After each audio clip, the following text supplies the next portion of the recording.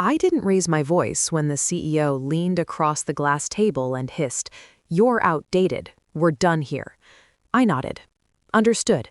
I'd practiced that word for months. It tastes like surrender to people who don't understand timing. That was the moment the retirement trust activated its voting rights. That was the moment his signature stopped mattering. By Monday morning, the board convened an emergency meeting. No one said my name out loud at first. They just kept asking the same question in different voices. Who just fired the person who owns 76% of the shares? I've learned betrayal rarely announces itself. It prefers ceremonies.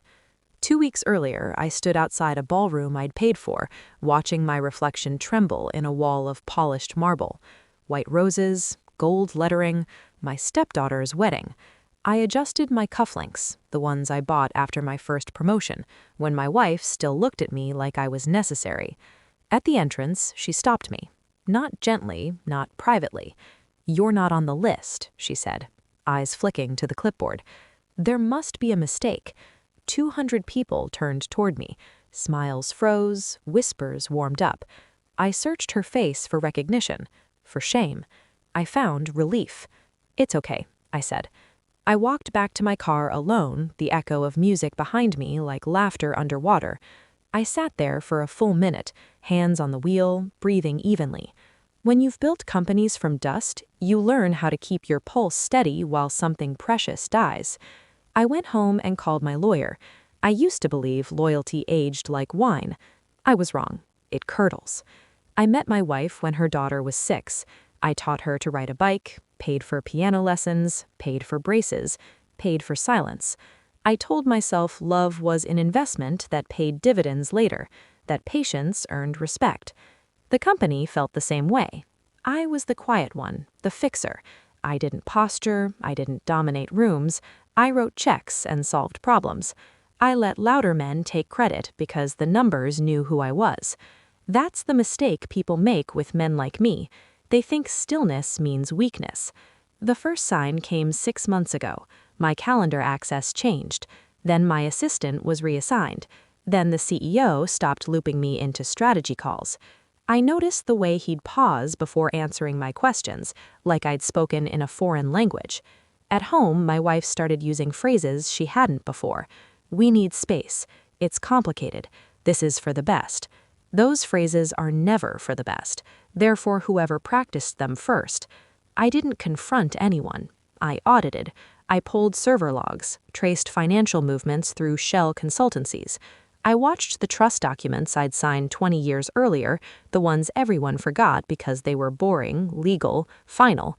I confirmed voting thresholds. I updated beneficiaries. I waited. Surveillance isn't always cameras. Sometimes it's patience. My lawyer confirmed what I already knew. The prenup my wife dismissed as symbolic had teeth. The wedding fund I'd set aside, structured as a revocable gift, conditional, mine. The company side was cleaner, cold, mathematical. I'd placed my shares into a retirement trust after my first heart scare. At the time, it was called cautious. Now it was called lethal. I scheduled nothing. I said nothing. I let them believe the story they'd written. The CEO thought he was ending an era. He was opening a file.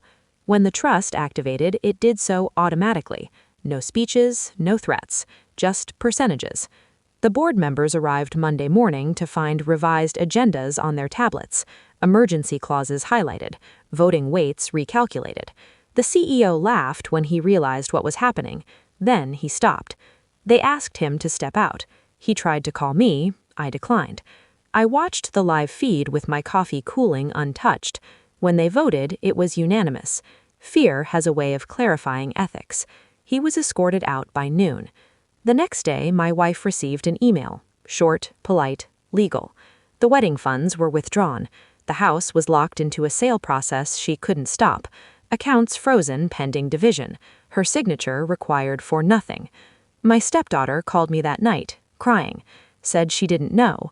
Said her mother told her I'd refused to come, that I was embarrassed. I listened. Then I told her the truth. Silence is loud when it finally arrives. We met one last time. My wife sat across from me at the kitchen table. eyes rimmed red, hands empty. She asked how I could do this, asked where my heart was. I looked at the space where family photos used to be. You stopped needing me, I said, so I stopped protecting you. She called it revenge. I called it accounting. People think revenge is loud, explosive, emotional. It isn't. It's paperwork filed on time. It's clauses remembered. It's standing very still while someone mistakes your quiet for absence. The company stabilized.